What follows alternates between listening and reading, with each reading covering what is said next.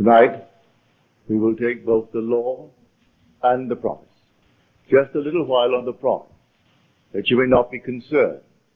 For I do know that so many people tell us that we must do this, that, and the other, or else. But you forget it. God planned everything as it has come out, and as it will be consummated. It is your Father's good pleasure to give you the kingdom. You do not earn it. It's not your due. It's not a reward. It's simply a gift, unmerited, and therefore you cannot lose it.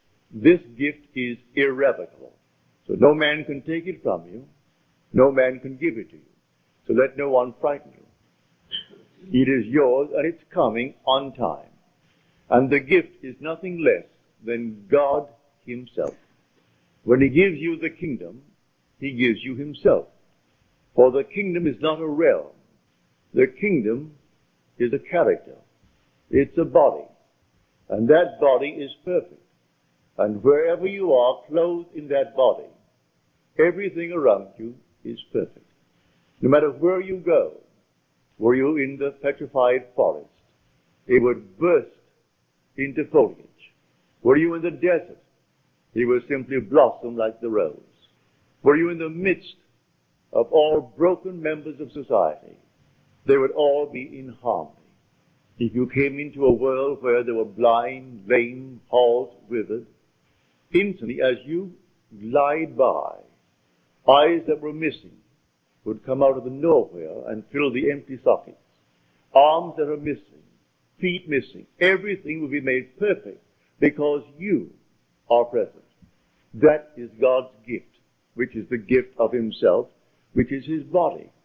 One day you'll be clothed with that body. So set your hope fully upon the grace that is coming to you at the revelation of Jesus Christ within you. That is the unfolding within you of God and his Son. And this is the hope that makes it wisdom to endure the burden of this long, dark night of time.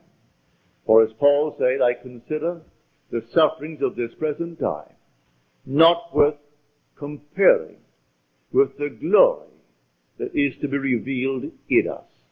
We are told we are justified by his grace. Well, justification in Scripture is divine acquittal. You're completely acquitted. No matter what you have ever done, you are acquitted. So when we are told, those whom he foreknew, he also predestined to be conformed to the image of his Son. And those whom he predestined, he also called. And those whom he called, he also justified. And those whom he justified, he also glorified. So justification is simply divine acquittal. And glorification is the gift of God himself to you. So that man then matures when he becomes his own Father. So we say, it is the Father's good pleasure to give us the kingdom. In giving us the kingdom, he gives us himself. In giving us himself, man becomes his own Father. So let no one worry you, let no one in any way suggest that you've got to do something to earn it. You cannot earn the kingdom. You cannot earn this gift. This is a gift, unmerited, and it's not your due. Were it your due, then it's not a gift. It's not given as a reward. You are made fit for the kingdom. And your fitness for the kingdom is the consequence, not the condition of his gift. The minute he gives you himself, you are fitted for the kingdom, and you wear the body of God. And everything in your presence, while you wear it, is made perfect. But having given us the promise comes first in Scripture. Then we are told he gave us the law to cushion us while we as pilgrims walk through the furnaces. And so we have a law. Man is not aware of the law. Even the wisest of men, they're not aware of it. I'll go back now to 1949. I was in Milwaukee.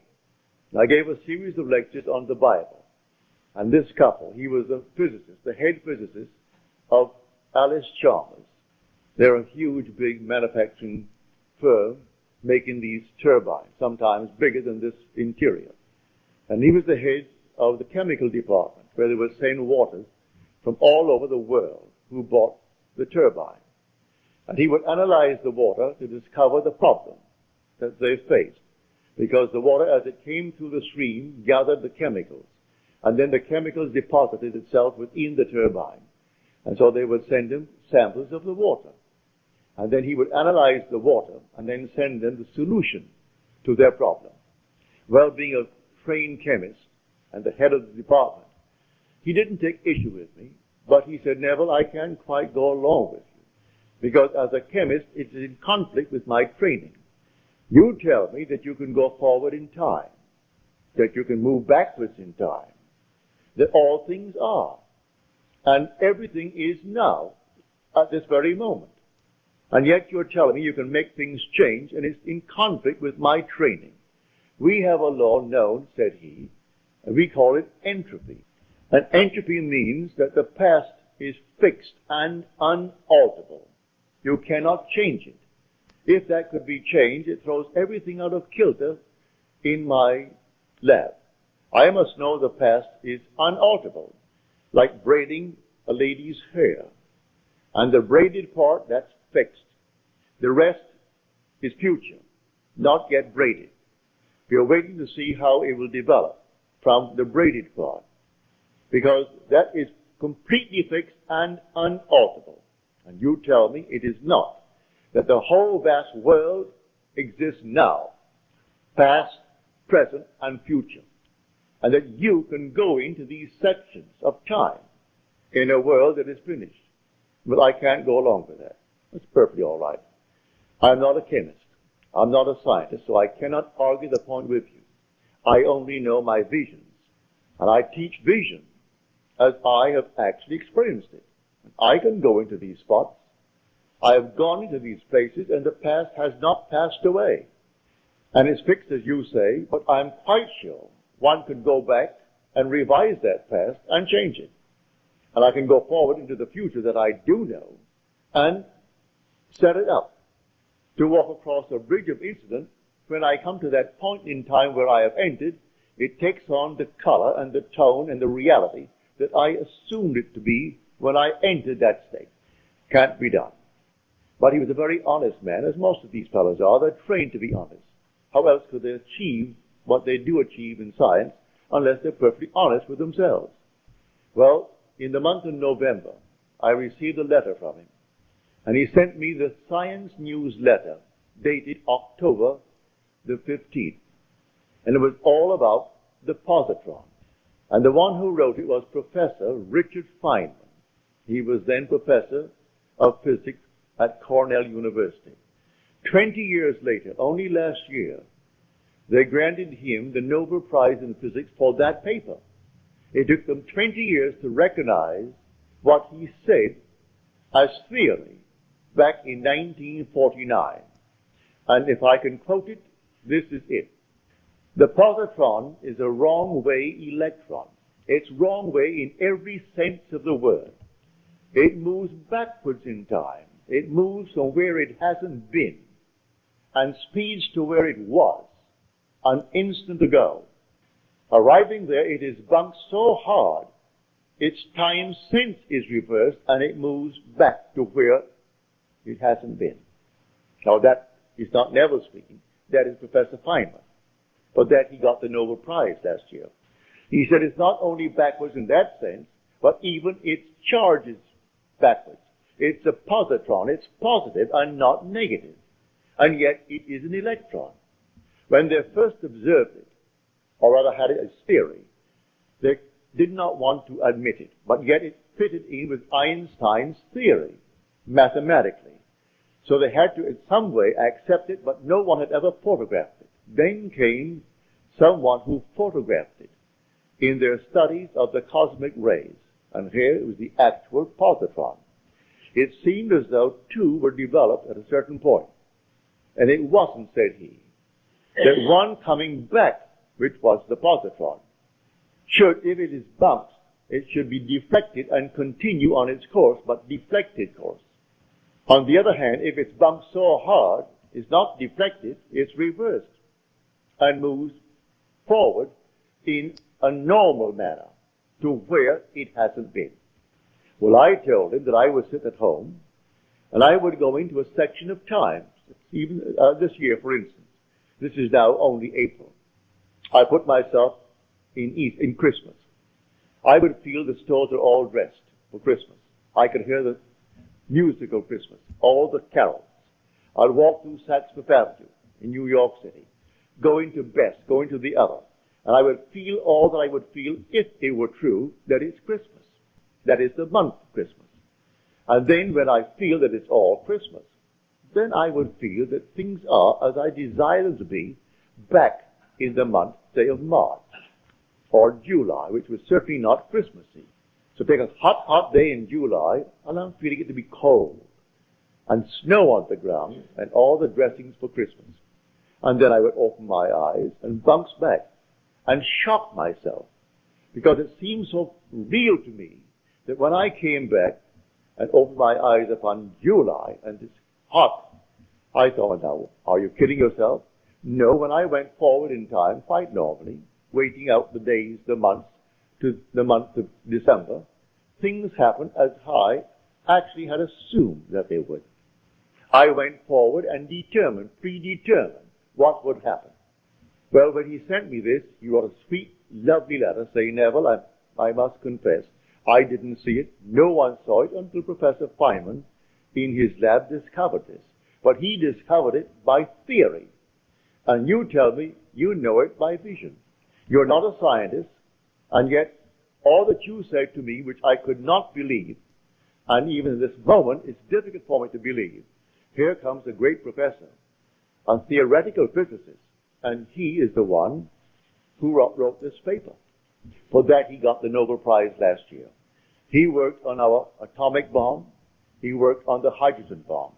Then he asked the government to relieve him of the secrecy imposed upon him because of his position. And he came here to Caltech and taught at Caltech theoretical physics. He said, I want the freedom of imagination. I didn't want to be confined with the secrets of government so that I could not express myself. Leave me alone, all in theory. So he goes blindly on with his mathematics and his theory, bringing out these concepts, all theory. Well, mine is not theory. I go into these states.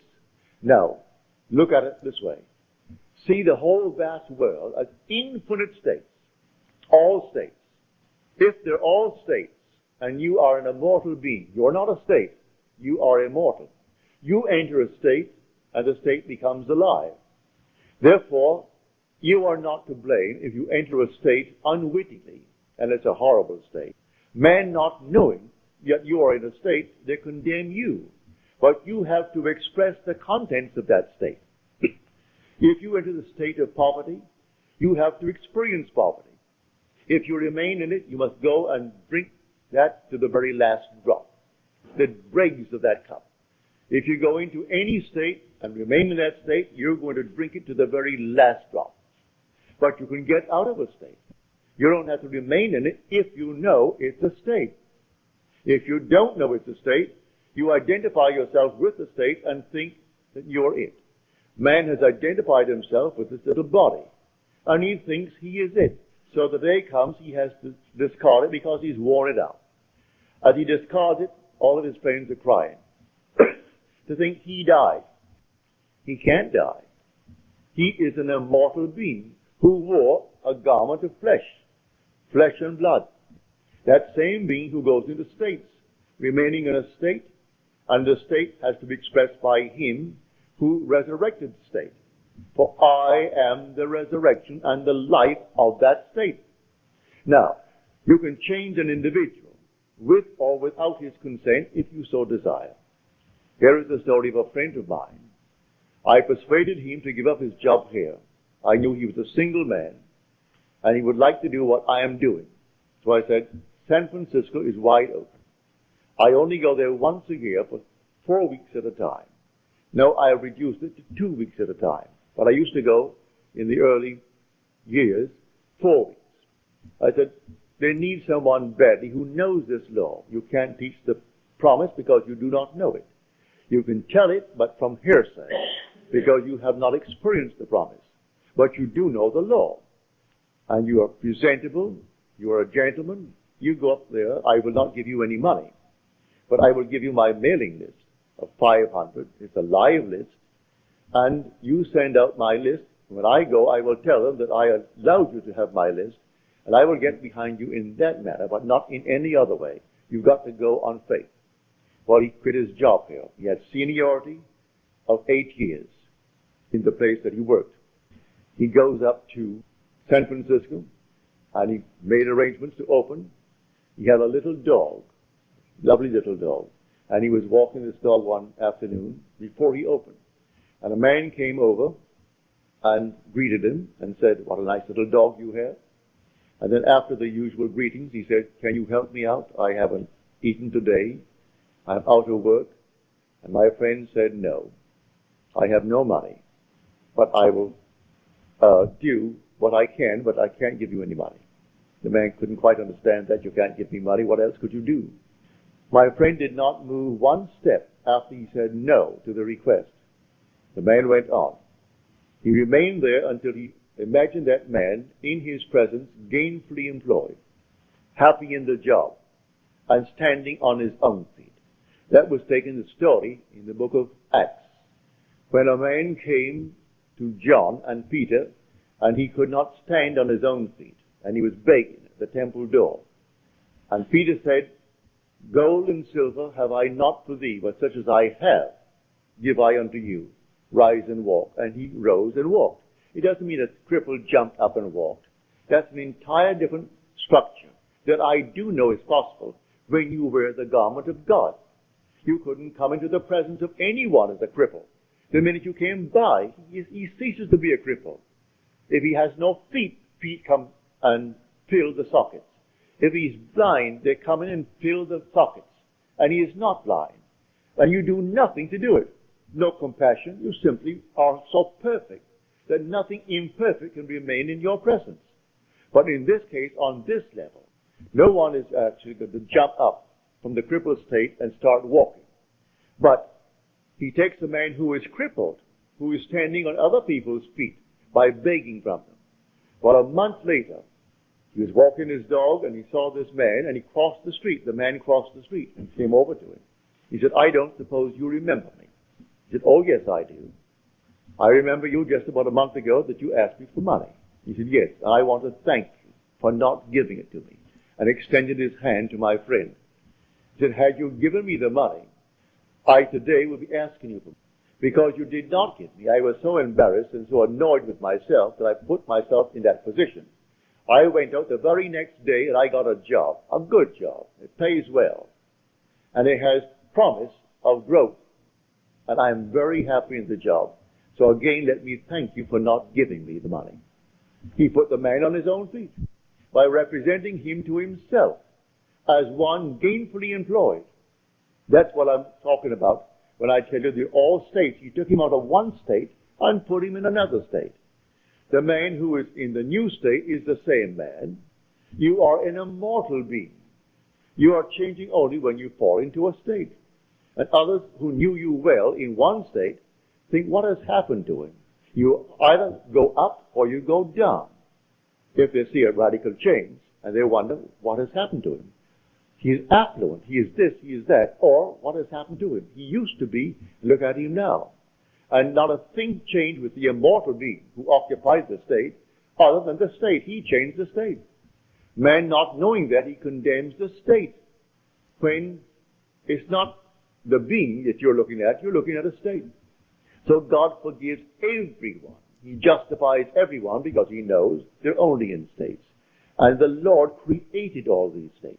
These are the states. So that's what Blake meant when he said, "I do not consider the just or the wicked to be in a supreme state, but to be every one of them states of the sleep, which the soul may fall into in its deadly dreams of good and evil, when it left paradise, following the serpent." Following the serpent.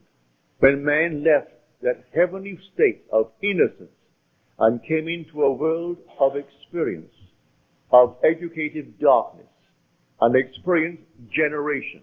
For here we are generating, multiplying these garments to clothe the innocent one who has come down.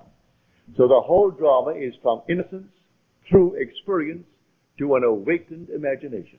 When the imagination completely awakes, that's the divine body, Jesus. That's God. And it takes all of this journey. We are the pilgrims moving through states. So I tell you, master the art of moving from one state to another state. You are not the state. You never have been, and you never will be. The state, if you are going to condemn the state, but why condemn anything? Moving out of a state into another state. Move yourself out of one state into another state. So others say it can't be done, leave them alone. They say it can't be done. You go about your Father's business, moving from state to state as you desire. Now it all starts with a hunger. It starts with a real desire on your part. And all these infinite states are simply to satisfy the hungers of men. So you want to be good, as you understand good to be. You want to be wealthy, as you understand it. You want to be famous, as you understand it. All these are states. Go into the state before you are qualified. Go into the state and stay there. The state has all the things necessary to externalize itself. But you are the occupant power. You have to go into the state and dwell there. Now, as I go into it, let me remain in it. If I come back like the positron, I'm simply going to be turned right around. I'm not going to be deflected and continue my journey in the same direction, only deflected. I'm going to be so shocked. And everyone is shocked. When I go into a state and it seems like this, it seems so real. When I open my eyes, oh, here I am, back there. But that shock turns me around from that return to my motion forward now as an electron. I'm not a positron anymore. I was a positron when I actually started back in time. And when I reached this body, and the body is jolted when I open my eyes, then what I did there, I am moving across a bridge of incident now, some series of events that leads me up to the fulfillment in what the world calls reality. But it was real when I occupied it in my imagination. That's when it was real. We exist in these bodies. We live in our imaginations. For our imaginations, these are the only realities. Imagination is God. I used to sit and simply try it in my living room. I couldn't see the chair where I sat in the living room from the telephone in the hallway. I would sit at the telephone in my imagination while my body was in the living room. And then I would assume I'm at the telephone. Physically, I couldn't see that body. And then suddenly I would feel myself back on the chair. And what a shock. And then from the chair, I would put myself back at the telephone. I would stand on the outside of the house and see it like this building. See it from the street rather than from here. And assume while I'm standing here that I am looking at the building from the outside. And suddenly you are on the outside. And you're looking at it from the outside. Do it with your own home. Do it with anything in your room. And that gets you sort of in a state of moving. You become mobile, as it were. And it's easy then to occupy any state. And they're only states. So when someone thinks themselves so important, it's only a state, but all right, that state in itself is important to them. And anyone occupying that state must do exactly what they would do. If I were in the state of Hitler, I would do the same thing Hitler did. Because it's a state. And if I fall into it, knowingly or unknowingly, I've got to play that part. So he does not consider the just or the wicked to be in a supreme state, but to be every one of them states of the sleep, which the soul falls into when it leaves paradise following the serpent. That serpent of generation. So here, you can be what you want to be, if you know that all these are only states. And in the end, you are justified. You are completely exonerated. You are acquitted, divinely acquitted. So let no one frighten you. as to what you must do to earn the kingdom. You do not earn the kingdom. It's your Father's good pleasure to give it to you. And it's a gift that is not your due. It's not a reward for any good things you did. If you're in a state and you think that the good things you're doing is only the state, you moved into it, and I personally find it easier living in my world to be in good states. I find it easier to be kind than to be unkind. If I'm ever unkind, it hurts me more than anyone who receives my dart, as it were. An unkind remark hurts me more than the one who receives it from me. So I find it easier to be in that sort of a state.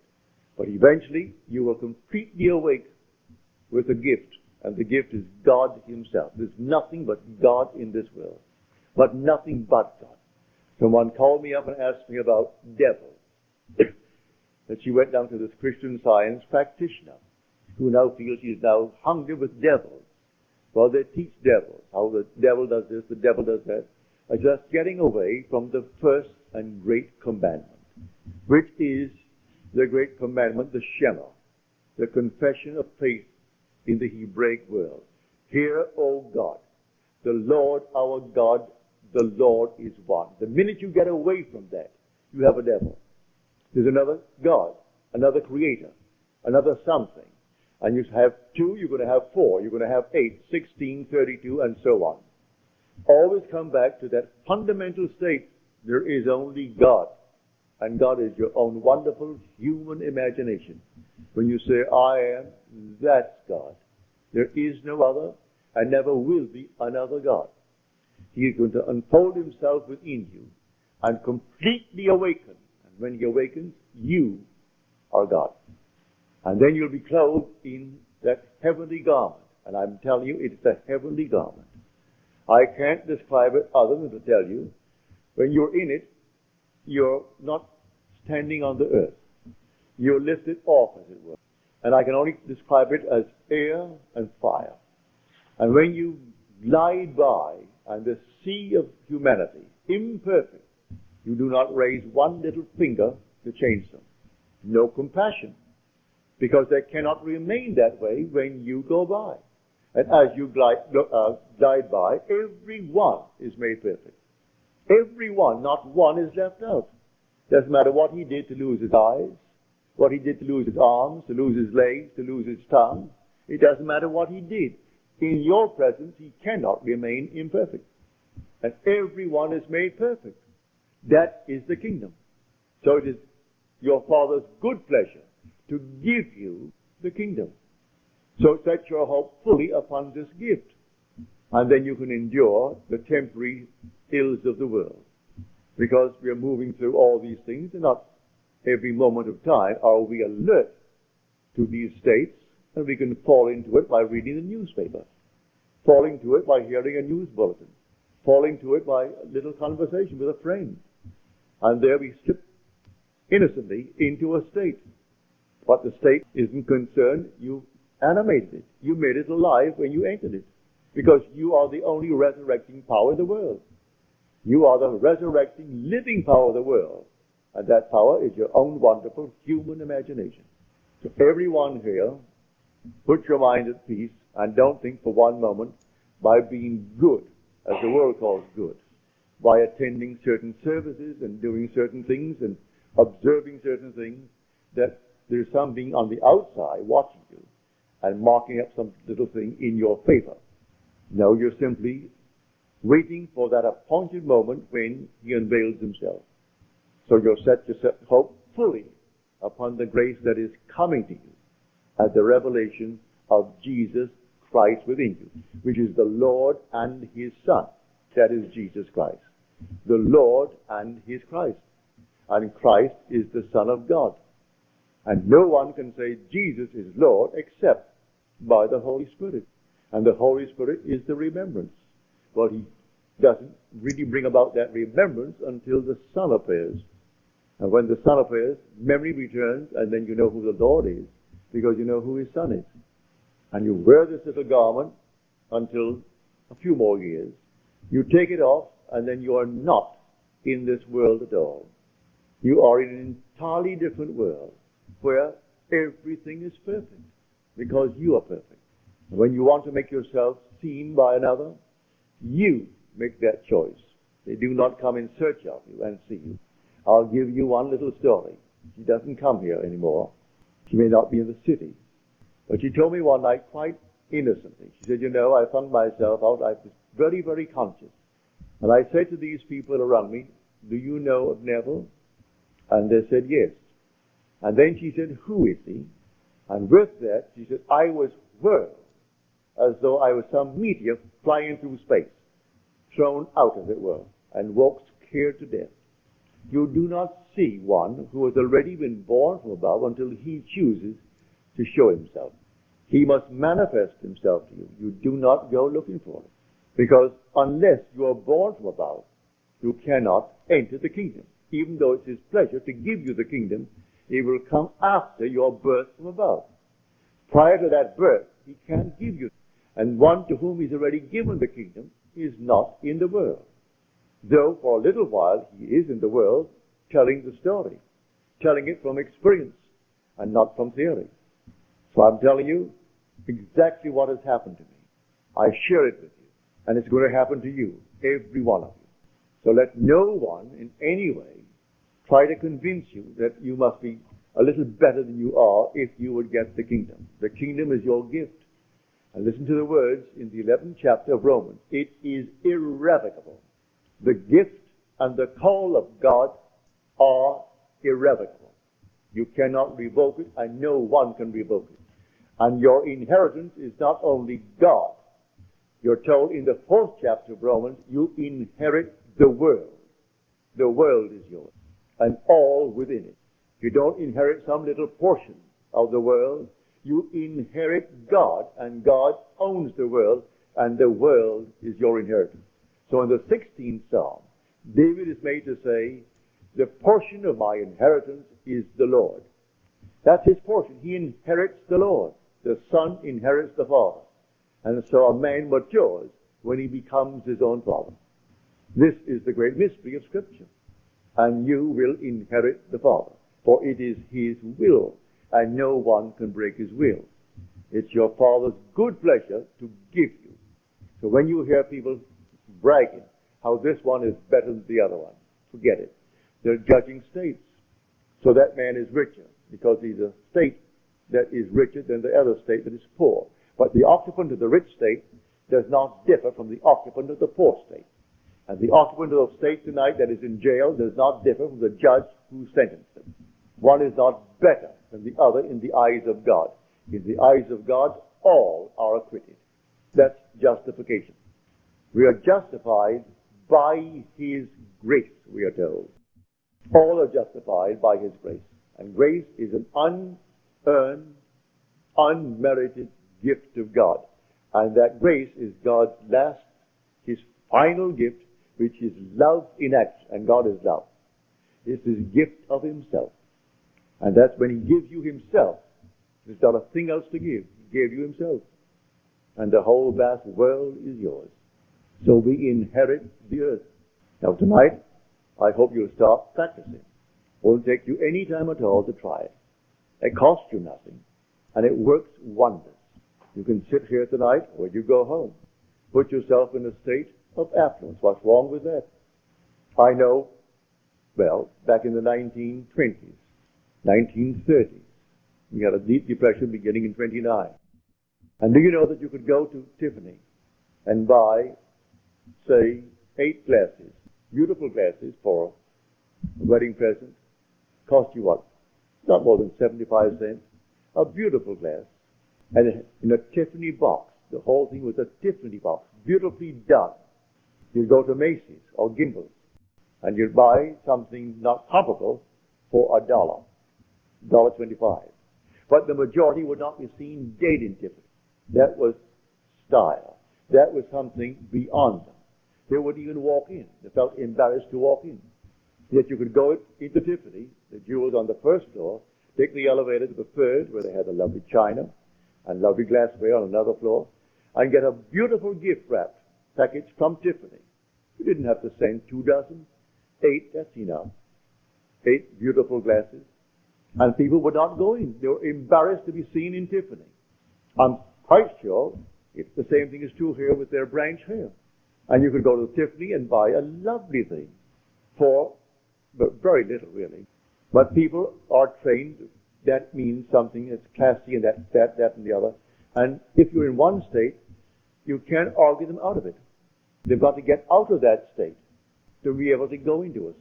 And if you tell them, at one time in your life, a $12 suit was all that you could afford and all you thought you could ever afford. You get out of that state and think something differently. And then you pay $250 for a suit easier than you could get at the $12 for the other suit. I know it happened in my own case. When I began to buy a suit for $250, it was easier for me to pay $250 than when I had to get at $12 for a suit. And if it rained, I had to start running, or I couldn't get out of it. Now that is life. And you simply move from one state into another state. And the same being, I am not another being. I answer the same name. You say Neville, I answer. I answer then to the name Neville. And yet I move from one state to another state to another state.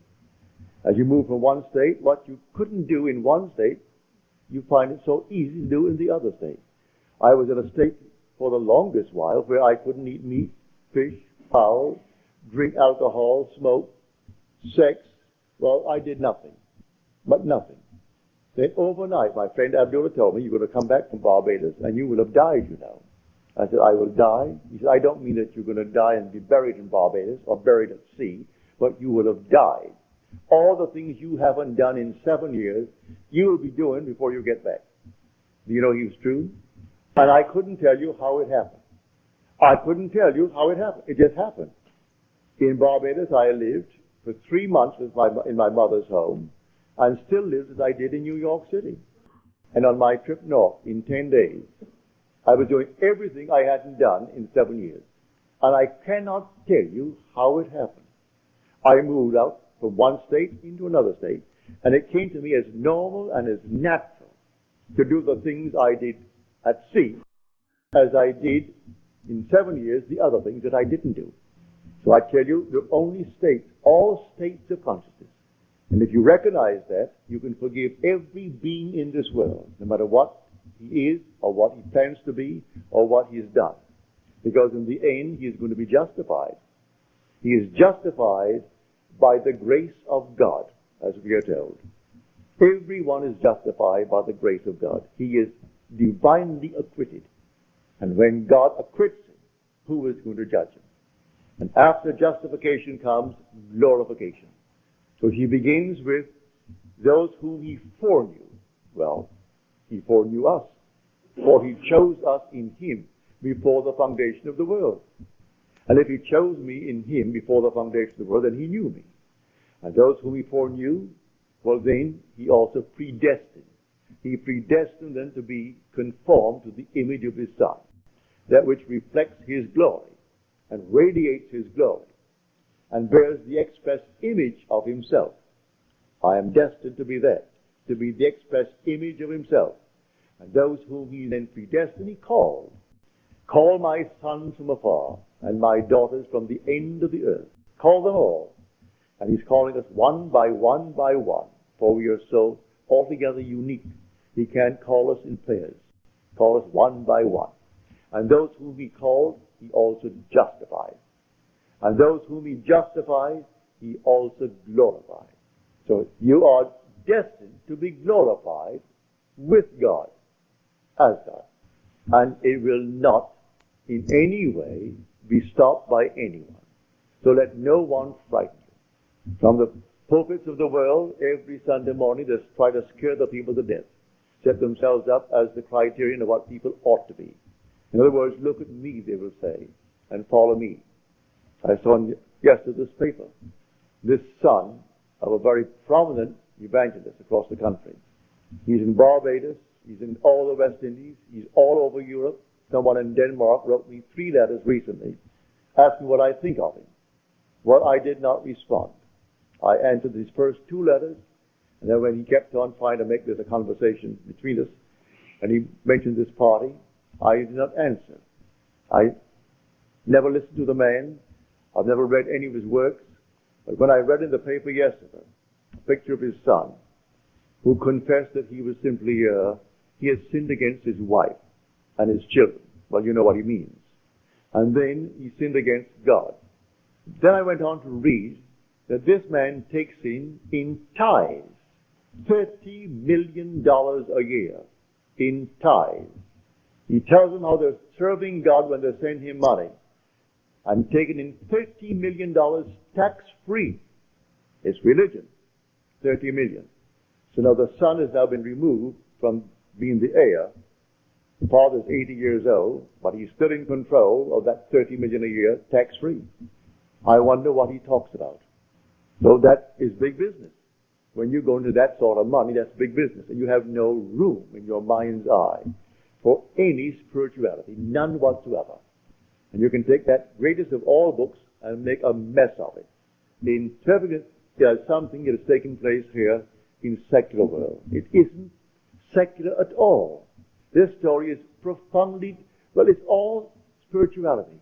It's God's plan of redemption. It has nothing to do with the secular world. And they're telling you the future of America, the future of Russia, the future of China. It's not in Scripture.